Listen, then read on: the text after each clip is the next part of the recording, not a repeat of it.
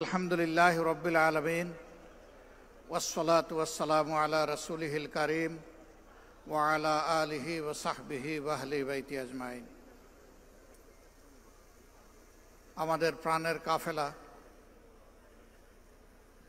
আমাদের বিশ্বাস অনুযায়ী জান্নাতের পথের ঠিকানা বাংলাদেশ জামাত ইসলামী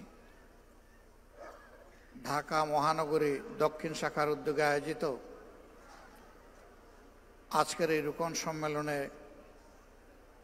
সম্মানিত সভাপতি, বাংলাদেশ জামাত ইসলামী কেন্দ্রীয় নির্বাহী পরিষদের অন্যতম সদস্য, ঢাকা মহানগরী দক্ষিণের সম্মানিত আমির জনাব নুরুল ইসলাম বুলবুল, মঞ্চে বসা কেন্দ্রীয় নেতৃবৃন্দ, মহানগরী নেতৃবৃন্দ, আমার সামনে উপস্থিত সহকর্মী রুকন ভাই ও বোনেরা, আল্লাহ তাবারক ওয়া তাআলার শুকরিয়া যে আল্লাহ রাব্বুল আলামিন বাংলাদেশের এই জমিনে বাংলাদেশ জামাত ইসলামের মতো একটি নিয়ামত পরা সংগঠন আমাদেরকে দান করেছেন। এই সংগঠন তার জন্মলগ্ন থেকে আল্লাহর দ্বীনের উপর পথ চলতে গিয়ে বিভিন্ন সময় বিভিন্ন বাধা, প্রতিবন্ধকতা, চ্যালেঞ্জের মুখোমুখি হয়েছে এবং এটি হচ্ছে নবীওয়ালা পথ। দুনিয়ায় 9 জন নবী ছাড়া তৃতীয় আরেকজন খুঁজে পাওয়া যাবে না যাদের সাথে কায়েমি স্বার্থবাদী সমাজের সংঘাত হয়নি।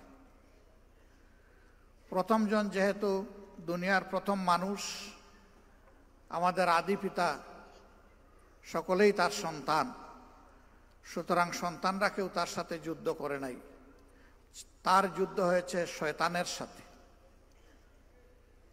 তিনি মানবজাতির পক্ষ থেকে কোনো বাধার সম্মুখীন হননি। আরেকজন হচ্ছেন হযরতে সুলাইমান আলাইহিস সালাতু ওয়াস সালাম। বাবাকে আল্লাহ তাআলা বাদশাহী দিয়েছিলেন এবং নবুয়ত দান করেছিলেন।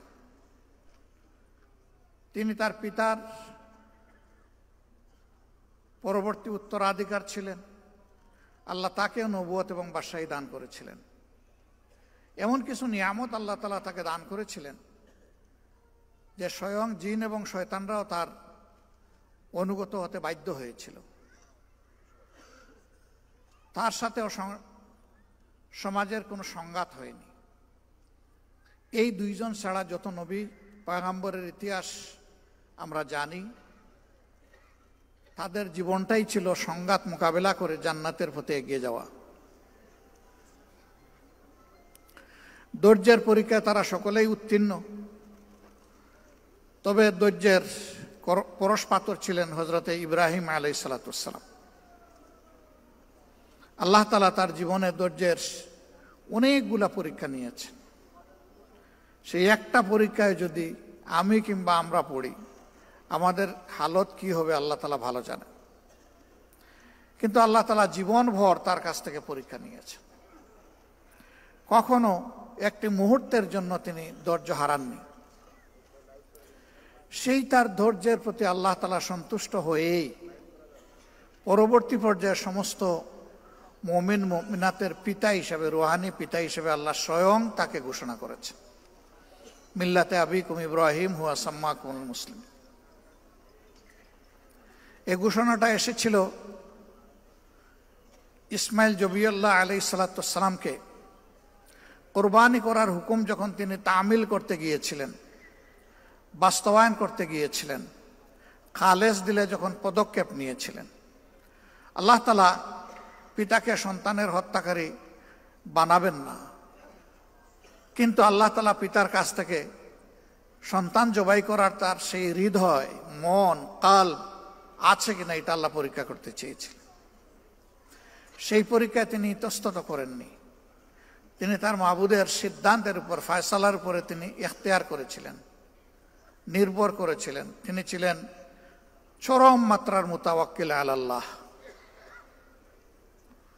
সেই সময় তিনি ছুরি চালাতে গিয়ে মহান আল্লাহকে সাক্ষী রেখে যে কথাটা বলেছিলেন, ইন্না সলাতি ওয়া নুসুকি ওয়া মাহইয়ায়া ওয়া মামাতি লিল্লাহি রাব্বিল আলামিন।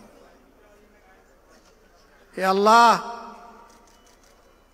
নিশ্চয়ই আমার সালাত, তার মানে আমার তামাম ইবাদত, আমার নুসুক, আমার সব ধরনের ত্যাগ, কোরবানি, কষ্ট স্বীকার, চ্যালেঞ্জ মোকাবেলা, আমার হায়াত যা তোমার একান্ত মেহেরবানির দান, আমার জন্য নির্ধারিত তোমার কাছ থেকে আমার মওত, আমি বিশ্বাস করি এই সব কিছুর চাবি তোমার হাতে। আমি সব তোমার হাতে তুলে দিলাম, আর আমি এখনই তোমার হুকুম বাস্তবায়ন করতে যাচ্ছি। বিসমিল্লাহি আল্লাহু আকবার। আল্লাহ তাআলা তার পরীক্ষায় তার বান্দাকে পাশ করাই নিলেন। তার কলিজার টুকরা প্রথম সন্তান বৃদ্ধ বয়সে পাওয়া আল্লাহকে ডাকতে ডাকতে, চোখের কোণার পানি ঝরাতে ঝরাতে সেই সন্তানকে আল্লাহ সম্মানিত করলেন এবং তাকে বাছিয়ে নিলেন। তার জায়গায় একটা পশু আল্লাহ তাআলার পক্ষ থেকে পাঠিয়ে দেওয়া হলো এবং সেটি জবাই হয়ে গেল।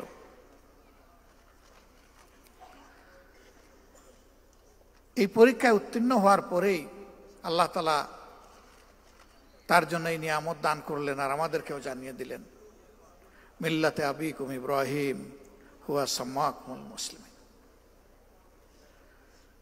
ধৈর্যের পরীক্ষায় উত্তীর্ণ আমার এই গোলাম এখন থেকে সমস্ত মুমিন মুমিনাতের বাপ। আল্লাহু আকবার।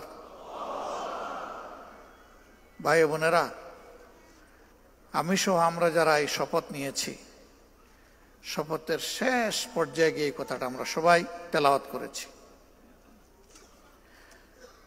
এই সময় অনেকেই আবেগ আপ্লুত হয়ে কান্নাকাটি করেছি।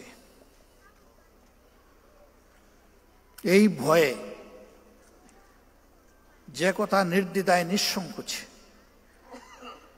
কলিজার টুকরা সন্তানকে জবাই করার আগে, অর্থাৎ নিজের নাফসিয়াতকে জবাই করার আগে, শাহাওয়াতকে জবাই করার আগে, আল্লাহর প্রিয় পয়গম্বর হযরত ইব্রাহিম আলাইহিস সালাম বলেছিলেন, আমি সেই একই কথা বলছি, হে আল্লাহ। তিনি এর ভার বহন করার উপযুক্ত ছিলেন, তাকে তুমি উপযুক্ততা দান করেছিলে, আমি কি পারবো? এই ভয়ে আমাদের কলিজা থরথর করে কেঁপেছে। তাই কলিজার ভয়ে ভীত সন্তুষ্ট হয়ে চোখের কোণা থেকে পানি ঝরেছে।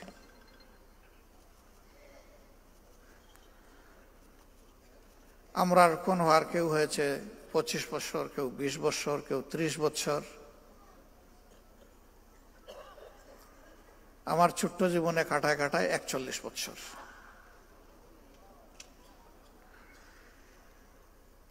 আমি প্রথম দিন শপথ নেওয়ার পরে আমার অবস্থান কোথায় ছিল?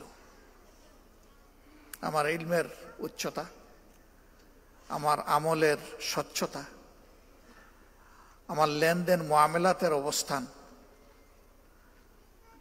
নিজের প্রতি আমার দায়বোধ,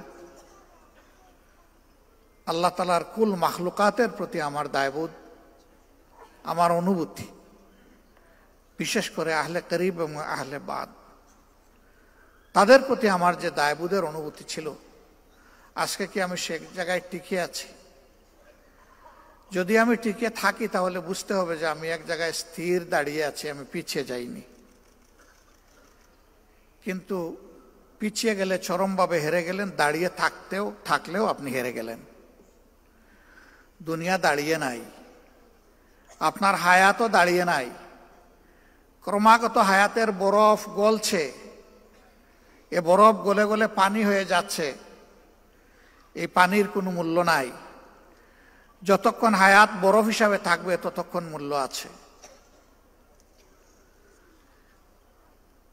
হ্যাঁ, বিবেকের হিসাবে যদি এটা মনে হয় যে আলহামদুলিল্লাহ আমার মধ্যে আগে এই দুর্বলতা, এই ত্রুটি ছিল, আল্লাহ তাআলার সাহায্যে আমার খুলুসিয়তপূর্ণ চেষ্টায় এগুলা অতিক্রম করা কিছুটা সম্ভব হয়েছে এবং আমি বাকিটা চেষ্টা করছি, তাইলে সেজদায় পড়ে আল্লাহ শুকর আদায় করা দরকার যে তিনি আপনাকে তৌফিক দিয়েছেন বলে আপনি পারছেন। কিন্তু এই অবস্থা যদি সৃষ্টি না হয় মনে রাখবেন, সৃষ্টির চলন্ত গাড়ি আপনার জন্য অপেক্ষা করবে না। এক স্টেশনের পর আরেক স্টেশন অতিক্রম করতে করতে আল্লাহ তাআলার দরবারে গিয়ে হাজির হয়ে যাবে। আপনি পিছনে পড়ে থাকবেন, এর কোনো অবকাশ নেই। রুকন হওয়ার পরেও যারা চিন্তা করেন যে আল্লাহ তাআলা আমাকে যে ক্যারিয়ার দিয়েছেন, একাডেমিক ক্যারিয়ার, এই ক্যারিয়ার দিয়ে এখনই কিছু রুজি করে না গেলে আমি যখন বৃদ্ধ হয়ে বিছনায় পড়ে যাব, আমার সন্তানরা আগত এবং অনাগত তারা যখন বড় হয়ে উঠবে, তখন তাদের জন্য একটা আশ্রয়ের জায়গা আমি করে যেতে পারলাম কিনা। তাহলে আমি আগে একটু নিজেকে সামলিয়ে নেই, তারপরে ইনশাআল্লাহ রুকনিয়তের যে শপথ, আজিমতের যে শপথ, এইটার হক আমি আদায় করার চেষ্টা করব। এই চিন্তা যাদের মধ্যে আসবে, আপনি ধরে নেবেন যে আপনি ধ্বংসের পথে আগাচ্ছেন। ওয়াল আসর ইন্নাল ইনসানা লাফি খুসর, আপনি ওই ইনসানের মধ্যে পড়ে গেছেন। ইল্লাল্লাযীনা আমানু ওয়া আমিলুস সালিহ ওয়া তাওয়াসাউ বিল হক ওয়া তাওয়াসাউ বিস সবর। ইমানের বলে আপনাকে টিকে থাকতে হবে আল্লাহর উপর ভরসা করে, আমলে সালেহ করতে হবে, সামনে যা আসুক, অনুকূল প্রতিকূল সমস্ত মঞ্জিল অতিক্রম করে আপনাকে আপনার আসল মঞ্জিলে পৌঁছতে হবে। এই কমিটমেন্ট, এই ডিটারমিনেশন আপনার যদি না থাকে, অল্প ঝাঁকুনি আসলেই আপনি শুয়ে যাবেন, কোনো সুযোগ নেই। শুয়ে যাওয়ার কোনো সুযোগ নেই, বসে থাকারও কোনো সুযোগ নেই, দাঁড়িয়ে থাকারও কোনো সুযোগ নেই। এই বিশ্বকে মুসলমানদের জয় করতেই হবে। মুসলমানদের বাহাদুরি ফলানো নয়, এই বিশ্ব জয়ের প্রয়োজন ইসলামের ভিত্তিতে। এই কারণে গোটা মানবতা আজকে লাঞ্ছিত, গোটা মানবতা আজকে পর্যদস্ত, বিপর্যস্ত এবং অপমানিত। এই মানবতার মুক্তির জন্য আল্লাহ যে সনদ দিয়েছেন, আল্লাহর কসম, এর বাইরে কোনো সনদ দিয়ে দুনিয়ার মানবতার কোনো মুক্তি আসবে না। যেই সময় মুসলমানদের ঐতিহাসিক দায়িত্ব পালন করার কথা, সেই সময় মুসলমানরা দুইটা ভয়াবহ রোগে আক্রান্ত। একটা নিজেদের মধ্যে কামড়াকামড়ি, বিভক্তি, আরেকটি হচ্ছে অপশক্তির ভক্তি। আরে ভাই, ভক্তি তো হবে একমাত্র আল্লাহ তাআলার, ভয় তো করবে একমাত্র তাকে। অপশক্তি যখন চলে কৌশলে আপনার মধ্যে আমার মধ্যে তার এজেন্ডা ঢুকিয়ে দেয়, তখন রুহানিয়ত আপনার আমার ক্রমাগতভাবে নিচের দিকে নামতে থাকে এবং বিপর্যস্ত হয়। এখানে এটার কোনো সুযোগ নাই রে ভাই। এই ব্যাপারে স্বপ্রণোদিত পাহারাদারের ভূমিকা আমাদেরকে ভাই বোনেরা পালন করতে হবে। বোনদের পরীক্ষা আর একটু বেশি। আমাদের সমাজের এবং ইসলামী সমাজের, মুসলিম সমাজের তাহজিব তামাদ্দুন, কৃষ্টি কালচার অনুযায়ী পুরুষরা বাইরে সকল জক্কি ঝামেলা সামাল দেন, মহিলারা পরিবারের আভ্যন্তরীণ বিষয়গুলো সামাল দেন। কিন্তু ইসলামী আন্দোলনের সাথে যারা সক্রিয়ভাবে জড়িত, আমাদের বোনদেরকে দুটাই সামাল দিতে হয় সমান তালে। এই ক্ষেত্রে যে সমস্ত রুকন ভাইয়েরা আছেন, তারা যদি নিজেদের সহধর্মিনীকে, কলিজার টুকরা জীবন সঙ্গিনীকে হাতে ধরে একসাথে জান্নাতের পথে দৌড়াতে চান, তাহলে তাদেরকে দৌড়ানোর মতো সহযোগিতাটাও দিতে হবে। আপনি খাওয়ার টেবিলে বসে মান্না এবং সলোয়া খাবেন আর শরাবাত তহুরা পান করবেন, এই আশা ছেড়ে দেবেন। আল্লাহ তাআলা খাওয়ার টেবিলে বসে যা আপনার কিসমতে সাদামাটা রেখেছেন, এইটা খেয়ে আল্লাহ তাআলার শুকরিয়া আদায় করবেন। খুদ ধরতে যাবেন না, লবণ বেশি হয়েছে নাকি তেলের বেশি জাল হয়ে গেছে, এই খুদ ধরতে যাবেন না। আপনার এই আস্থা থাকা উচিত। আপনার জীবন সঙ্গিনী তার পূর্ণ আন্তরিকতা দিয়েই আপনার জন্য চেষ্টা করেছে আপনি যে মান্না সালোয়া চান ওইটা আপনার সামনে দেওয়ার। এরপরে মানুষ হিসাবে তার যদি কোনো ঘাটতি হয়ে যায়, অপরের ঘরে তো গিয়ে বলবেনও না, নিজের ঘরে কখনো বলবেন না যে লবণ আর একটু বাড়াইয়া দিও। এটা না বলে বলবেন যে আমি তো লবণ একটু বেশি খাই, আমাকে একটু লবণদানিটা আগাইয়া দাও। তাহলে বুদ্ধিমান সঙ্গিনী বুঝে ফেলবেন যে এখানে একটু শর্ট আছে, আগামীতে আমার একটু জিহ্বা দিয়ে আগে টেস্ট করে নিতে হবে পরিবেশন করার আগে। কিন্তু আপনি যদি বলেন যে এত কষ্ট করে বাজার করে এনে দিলাম, কি এইগুলা পাকাইছো, পাংশা পাংশা, জিহ্বায় কিছুই লাগে না, কি করছো এইগুলা, দিলেন তো দিলেন একেবারে কলিজার উপরে একটা মুগরের বাড়ি দিলেন। এটা করবেন না। এটা করলে তার যে পটেনশিয়াল এটা নষ্ট হয়ে যাবে। এরপরে সন্তান তো দুইজনেরই। আমার বোনটা কষ্ট করে গর্ভে ধারণ করলো, বুকের দুধ খাওয়ালো, লালন পোষণ করলো, এখন প্রোগ্রামে যাওয়ার সময় দিলেন তার সঙ্গে করে 2 বছর 2.5 বছরের বাচ্চারে, 1.5 বছরের বাচ্চারে। তো ওখানে গিয়ে মা বাচ্চা সামলাবে নাকি সে কর্মসূচিতে অংশগ্রহণ করবে? এই দিন আপনি হবেন মা আর উনি হবেন বাপ। এই অনুভূতি নিয়ে বাচ্চাকে আপনি সামলাবেন, ঘরে থেকে হোক অথবা ওখানে সঙ্গ দিয়ে হোক, দায়িত্ব আপনাকে নিতে হবে। আমি ছোট্ট 2-1টা উদাহরণ দিলাম। আর টাকা পয়সার ব্যাপারে ইনশাল্লাহ আপনাদের কিছু করতে হবে না আলাদা, আমরা তার সাক্ষী। গত 15.5 বছর যেটা গেল আমাদের উপরে স্টিম রোলার, আলহামদুলিল্লাহ এখানে আপনারা সব হেরে গেছেন, কেউ জিতেন নাই, কিন্তু আমার সবগুলা মা বোন জিতে গেছে আলহামদুলিল্লাহ। দেখি হাতের গড়ি কে কে দিয়েছেন, একটু হাত তুলেন তো দেখি। টাকা দিয়েছেন, গড়ি কে দিয়েছেন হাত তুলেন, নো। গাড়ি কে দিয়েছেন হাত তুলেন, নাই। আচ্ছা একজন পাওয়া গেছে, গাড়ি কিভাবে দিছে আমার নলেজে না, এটা আমাকে বলতে হবে গোপনে। তাও একজন পাওয়া গেছে, আল্লাহ ইজ্জত পাচাইছে আমাদের। এখানে আমার ধারণা 1,500 থেকে 2,000 ভাই আমার সামনে আছেন। আমরা পারলাম না ইয়েস বলতে, একজন ছাড়া, এটা জানতে হবে। কিন্তু আমার বিশ্বাস এখানে যে মায়েরা আছেন, বোনেরা আছেন, যদি জিজ্ঞেস করেন যে এই বিপদের সময় কানের দুল, নাকের ফুল, হাতের বালা, গলার মালা কে কে খুলে দিয়েছেন, একজনও বাদ যাবে না বলে আমি বিশ্বাস করি। এই জন্য এই ব্যাপারে আমার বলার কিছু নাই, দরকার নেই। তারা খানদানি ঐতিহ্য ধরে রেখেছেন। উম্মাহাতুল মুসলিমিন এবং যারা সাহাবিয়া রাদিয়াল্লাহু তাআলা আনহুমা ছিলেন, তারা যে কাজ করেছেন আজকে আমাদের মা বোনেরা ঠিক একই কাজ করছেন। আল্লাহু আকবার। সম্মানিত ভাইরা, এইভাবে নারী পুরুষের সমন্বয়ে আমরা যদি আগাই, আলহামদুলিল্লাহ আল্লাহর দিনের জন্য এই জমিন আবাদ হয়ে যাবে। এবং সেই লুকিয়ে থাকা সূর্যের হালকা রোশনি দেখা যাচ্ছে,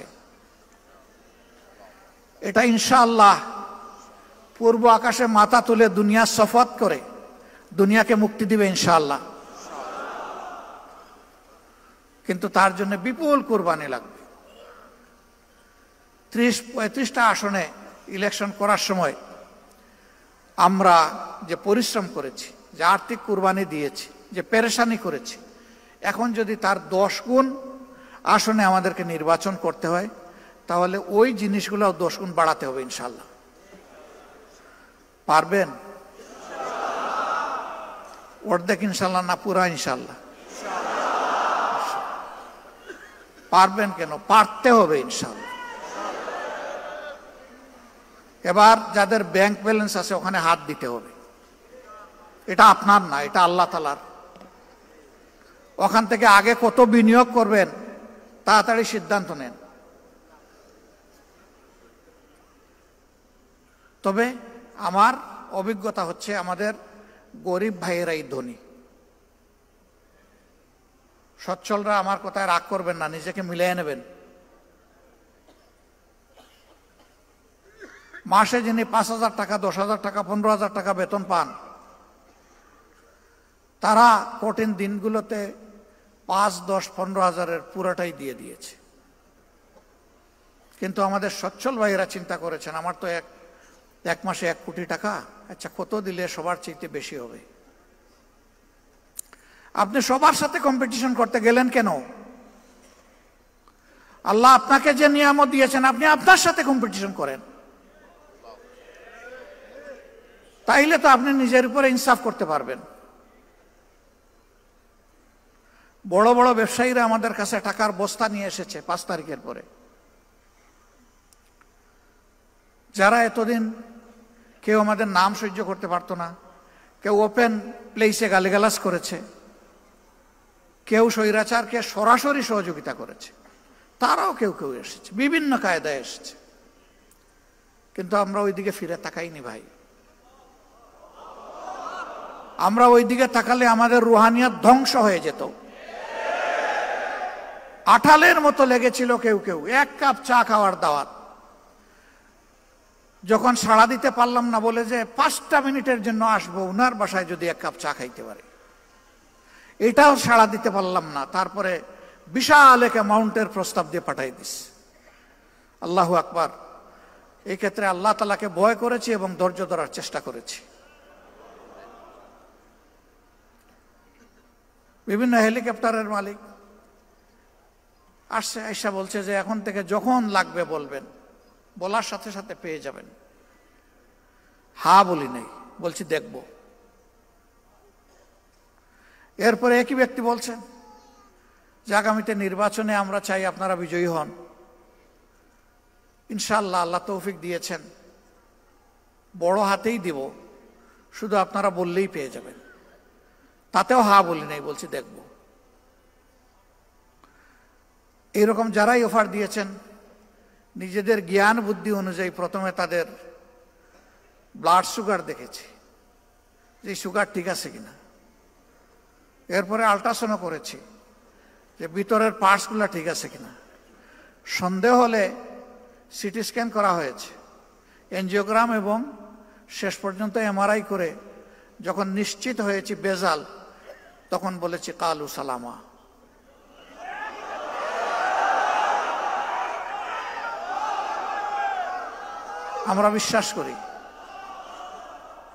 আমরা বিশ্বাস করি ইমানদারদের, যারা ইমানদার তাদের আন্তরিক দোয়া ইনশাল্লাহ আমাদের সকল ঘাটতি পূরণ করে দেবে ইনশাল্লাহ।